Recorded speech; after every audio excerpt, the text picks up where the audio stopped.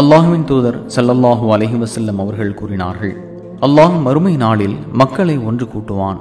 அப்போது அவர்கள் அமளிகள் நிறைந்த அந்த நாளை பற்றி அதிலிருந்து விடுபடும் வகை குறித்து கவலையோடு யோசிப்பார்கள், அல்லது அது குறித்த எண்ணம் அவர்களது உள்ளத்தில் ஏற்படுத்தப்படும்.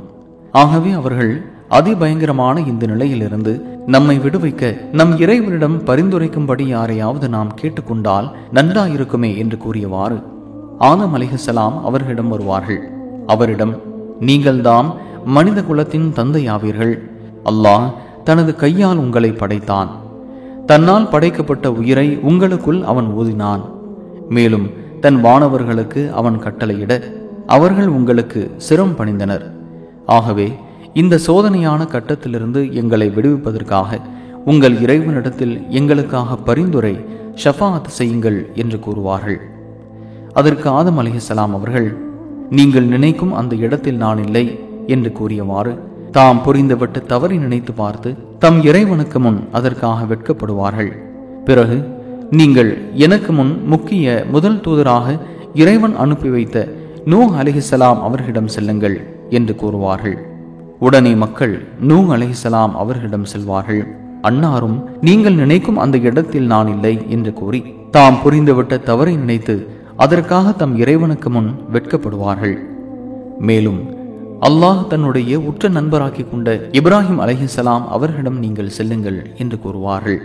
உடனே மக்கள் இப்ராஹிம் அலைஹிஸ்ஸலாம் அவர்களிடம் செல்ல அவர்களும் நீங்கள் நினைக்கும் அந்த இடத்தில் நான் இல்லை என்று கூறி தாம் புரிந்துவிட்ட தவறை நினைத்து அதற்காக தம் இறைவனுக்கு முன் வெட்கப்படுவார்கள். மேலும் நீங்கள் அல்லாஹ் உரையாடிய தௌராத் வேதத்தையும் வழங்கிய மூசா அலைஹிஸ்ஸலாம் அவர்களிடம் செல்லுங்கள் என்று கூறுவார்கள். உடனே மக்கள் மூசா அலைஹிஸ்ஸலாம் அவர்களிடம் செல்வார்கள். அன்னாரும் நீங்கள் நினைக்கும் அந்த இடத்தில் நான் இல்லை என்று கூறி தாம் புரிந்துவிட்ட தவறை நினைத்து அதற்காக தம் இறைவனுக்கு முன் வெட்கப்படுவார்கள்.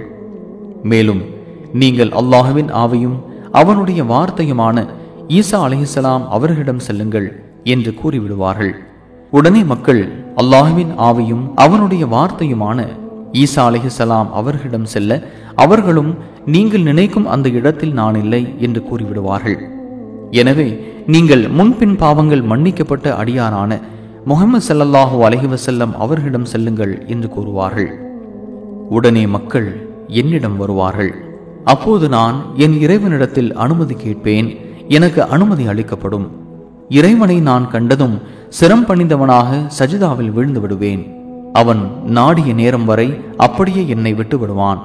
பிறகு இறைவன் தரப்பிலிருந்து, முஹம்மதே, உங்கள் தலையை உயர்த்துங்கள், சொல்லுங்கள், செவியேற்கப்படும், கேளுங்கள், உங்களுக்கு கொடுக்கப்படும், பரிந்துரை செய்யுங்கள், உங்கள் பரிந்துரை ஏற்கப்படும் என்று கூறப்படும். உடனே நான் எனது தலையை உயர்த்தி என் இறைவன் எனக்கு கற்றுத்தரும் புகழ் மொழிகளை கூறி அவனை புகழ்வேன். பிறகு நான் பரிந்துரை செய்வேன்.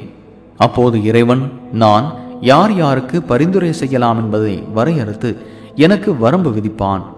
பின்னர் அவர்களை நான் நரகத்திலிருந்து வெளியேற்றி சொர்க்கத்திற்கு அனுப்பி வைப்பேன்.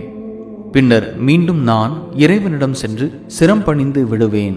இறைவன் தான் நாடும் நேரம் வரை அப்படியே என்னை விட்டு விடுவான். பிறகு, முஹம்மதே, உங்கள் தலையை உயர்த்துங்கள், சொல்லுங்கள், செவியேற்கப்படும், கேளுங்கள், அது உங்களுக்கு தரப்படும், பரிந்துரை செய்யுங்கள், உங்கள் பரிந்துரை ஏற்கப்படும் என்று சொல்லப்படும். நானும் அவ்வாறே என் தலையை உயர்த்தி என் இறைவன் எனக்கு அப்போது கற்றுத்தருகின்ற புகழ் மொழிகளை கூறி அவனை நான் புகழ்வேன். பிறகு நான் பரிந்துரைப்பேன். நான் யார் யாருக்கு பரிந்துரைக்கலாம் என்பதை வரையறுத்து எனக்கு அவன் வரம்பு விதிப்பான்.